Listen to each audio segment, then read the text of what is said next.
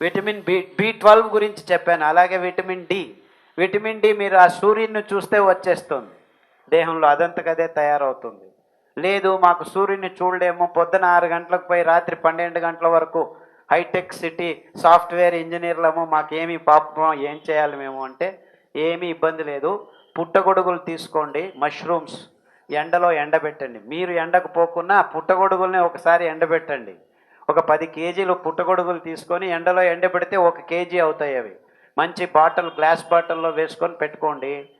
రాత్రి నానబెట్టి ఉదయం ఆ నీళ్ళతోనే కర్రీ చేసుకొని వారానికి 2 సార్లు తింటే మీకు ఎంత కావాలో అంత విటమిన్ డి వచ్చేస్తుంది. ఏమీ ఇబ్బంది లేదు. ట్యాబ్లెట్ల నుంచి మీకు విటమిన్ డి రాదు. కొంతమందికి ముట్టు సమస్యలు, అంటే ముట్టు రానే రాదు, ముట్టు వస్తే ఆగదు. ఇది పీసీఓడి అయి ఉండొచ్చు, గర్భకోశంలో గడ్డలు ఉండొచ్చు. ఇవన్నిటికీను పీసీఓడి గర్భకోశ సమస్యలని పట్టీలో ఉందండి. దాన్ని వాడితే ఈజీగా గంటన్నర నడవాలి. ఈ హార్మోన్ ఇంబ్యాలెన్స్కి walking is the best solution. Of course నా అభిప్రాయంలో వాకింగ్ లేకుండా మానవ జాతి జీవనం చేయకూడదు. ప్రతి ఒక్కరూ, దేవుడు 2 కాళ్ళు ఇచ్చాడు. కాళ్ళు ఎందుకు ఇచ్చాడయ్యా? నడిచేదాన్ని.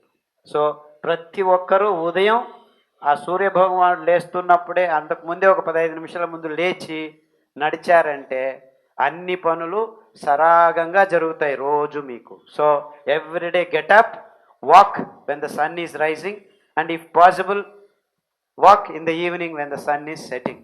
Best times to walk. Expose yourself to this wonderful aspect of nature. ప్రకృతికి దగ్గరగా రావటం అంటే మొదటి కార్యం ఏమిటంటే ఆ ఉదయిస్తున్న సూర్యుడిని, అస్తమిస్తున్న ఇన్ఫ్యాక్ట్ జీవనాధారం మొత్తం ప్రపంచంలో ఆ సూర్యుని శక్తే. అక్కడి నుంచే చెట్లు గ్లూకోజ్ను తయారు చేసేది. సో అద్భుతమైన కార్యం అది. సో సూర్యునికి పొద్దున సాయంకాలం 2 సార్లు నమస్కారాలు వేయండి. హెచ్ఐవి, హెపటైటిస్ బి, ఎస్ఎల్ఈ ఇలాంటి రోగ నిరోధక శక్తిని కోపలుకుంటూ మన దేహంలోకి వైరస్లు రావటం చాలా సులభంగా బాగు చేసుకోవచ్చు. ఆ 7 కషాయాలు ఉన్నాయి. దానికి తోడు ఉదర సంబంధం లేకపోతే యకృత్తుకు సంబంధమైనవి లివరు, కిడ్నీ అలాంటివి పట్టీలో రాశాము.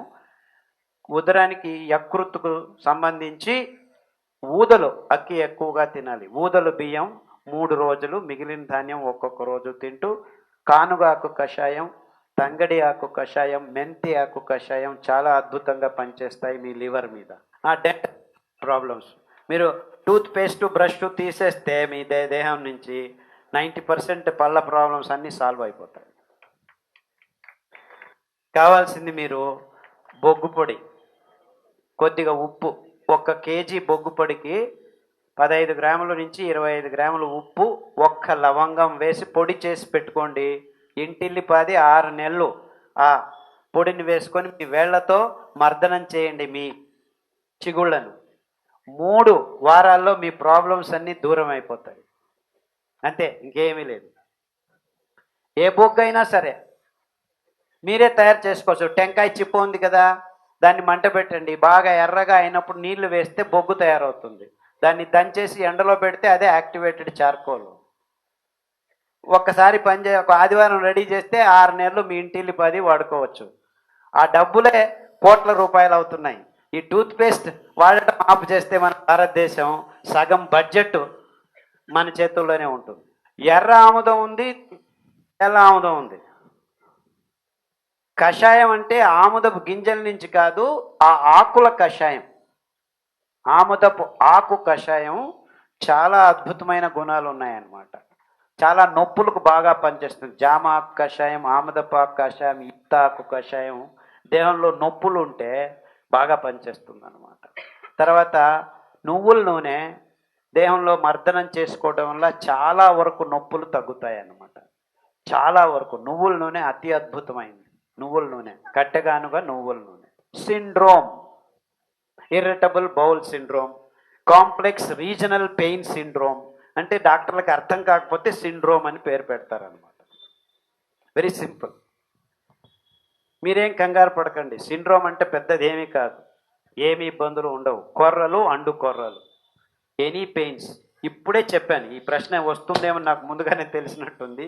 పెయిన్కి చమురాకు, జామాకు, ఈతాకు కషాయాలు వాడండి అని చెప్పాను. నువ్వుల నూనె మర్దనం చేయండి. కొద్దిగా చాలామందికి కొద్దిగా గోరువెచ్చగా ఉన్న నువ్వుల నూనెతో మర్దనం చేసుకుంటే, అంటే వేడిగా చేయకండి, గోరువెచ్చగా ఉండాలి. వేడి మంచిది అనుకోవద్దండి, వేడి చాలా చెడ్డది, మనకు అవసరం లేదు. గోరువెచ్చగా ఉంటే చాలు. స్నానం కూడాను మీరు చల్లనీళ్ళతో స్నానం చేయడం అలవాటు చేసుకుంటే చాలా మంచిది. చల్లనీళ్ళు వద్దబ్బా అంటే గోరువెచ్చని నీళ్ళు తయారు చేయండి, జస్ట్ గోరువెచ్చని నీళ్ళు. మీరు వేడి నీళ్ళతో స్నానం చేస్తే మీకు ఇబ్బందులు ఎక్కువ అవుతాయి. చల్లనీళ్ళతో స్నానం చేస్తే ఇబ్బందులు తక్కువ అవుతాయి. చల్లనీళ్ళు వద్దులే అనుకుంటే గోరువెచ్చని నీళ్ళ వరకు చాలు. అలాగే నువ్వుల నూనెతోనూ మర్దనం చేసుకోండి.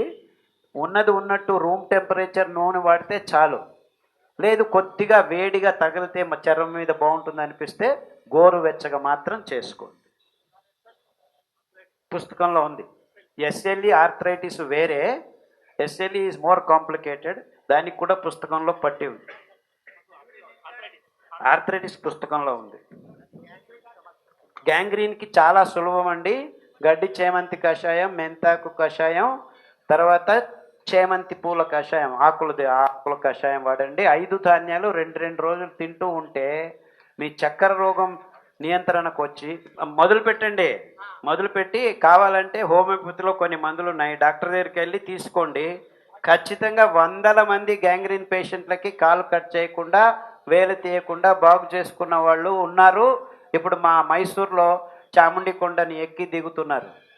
ఏమి ఇబ్బంది లేదు, చాలా క్లియర్గా బాగు చేసుకోవచ్చు, ఇబ్బందులు లేవు. కానీ చాలా దూరం వెళ్ళి ఉంటే కష్టం కాకపోవచ్చు. బట్ ఒక మంచి హోమియోపతి డాక్టర్ ఆధ్వర్యంలో మీరు ఈ కషాయాలు, ఈ సిరిధాన్యాలు తింటూ ఉంటే 100 మంది 1000 మంది బాగు చేసుకుంటున్నారు. No problem at all. బొల్లి, ఈ చర్మ సంబంధ రోగాలని ఉందమ్మా, నువ్వుల నూనె రాసుకోవాలి. రాత్రి రాసుకొని ఉదయం కలబంద ఆ గొజ్జు దాంతో పూసుకొని స్నానం చేయాలి. సోపులు వాడకూడదు మీరు. No soap is good. So కుంకుడుకాయలు, సీగే పొడి, కలబంద, ఇవి మీరు చర్మాన్ని శుద్ధం చేసుకోవడానికి వాడాల్సిన పదార్థాలు. దానికి తోడు కలబంద కషాయం పుస్తకంలో రాశారు చర్మ సంబంధం గురించి, దాన్ని వాడితే తగ్గుతూ వస్తుంది. చాలామంది బొల్లు ఉంటే నూనె పూసుకొని ఎండలో కూర్చోవాలి అంటారు. ఎండలో కూర్చోవాల్సిన అవసరం లేదు. Just day before yesterday I got a message, WhatsApp message, ఈ వాయిస్ పడిపోయింది. ఏదో చేశారు డాక్టర్లు, వాయిస్ పడిపోయింది. 8 సంవత్సరాలు అయింది వాయిస్ పోయి. ఇలాగే నేను నా లెక్చర్ ఎవరు అటెండ్ అయ్యి సిరిధాన్యాల్ని 5 వాడటం మొదలుపెట్టారు. కషాయం ఆ 7 కషాయాలు తాగడం మొదలు పెడితే 8 నెలల్లో వాయిస్ వచ్చేసింది. రికార్డ్ చేసి పంపించారు నాకు తెలియదు. Actually I don't know that it can happen. నేనేమి ఎవరికి బాగు చేయలేదు, కానీ ఇలా రాసి పంపించారు. సో ఇలాంటి అద్భుతమైన విషయాలు ఈ సిరిధాన్యాల్లో ఇమిడి ఉన్నాయని నేను ఇంకా నేర్చుకుంటూనే ఉన్నాను. అర్థమవుతుందా? సో ఇది దేవుడిచ్చిన వరాలు మనకి, అద్భుతమైన ధాన్యాలు. అంటే ఆరోగ్య సిరులు అనే దాంట్లో రెండో మాట లేదు. సో మీరందరూ గట్టిగా ఈ వరి బియ్యం, గోధుమలు మనం తినాల్సిన పదార్థాలు కాదు అని మీరు మీ పిల్లలకి చెప్పండి. సిరిధాన్యాన్ని తినిపించండి. అందరూ ఆరోగ్యవంతులు అవుతారని నాకు పూర్తిగా నమ్మకం ఉంది. సర్జరీలు ఏ దానికి సొల్యూషన్స్ కావు. Any part of the body remove చేయటం సొల్యూషన్ కాదు. అది ఇంకా చాలా ముదిరింది, ఇంత పెద్ద గడ్డ ఉందంటే దాన్ని తీసేసుకోవాలి. కానీ చిన్న చిన్న విషయాలకన్నిటికీ సర్జరీకి వెళ్ళకండి. Try some alternatives.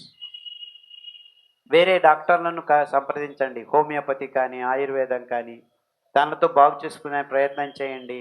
బ్యాక్గ్రౌండ్లో ఈ ఆహారం, ఈ కషాయాలు తాగండి. 90% అన్ని ఇబ్బందులు బయటపడొచ్చని నాకు గట్టిగా నమ్మకం ఉంది.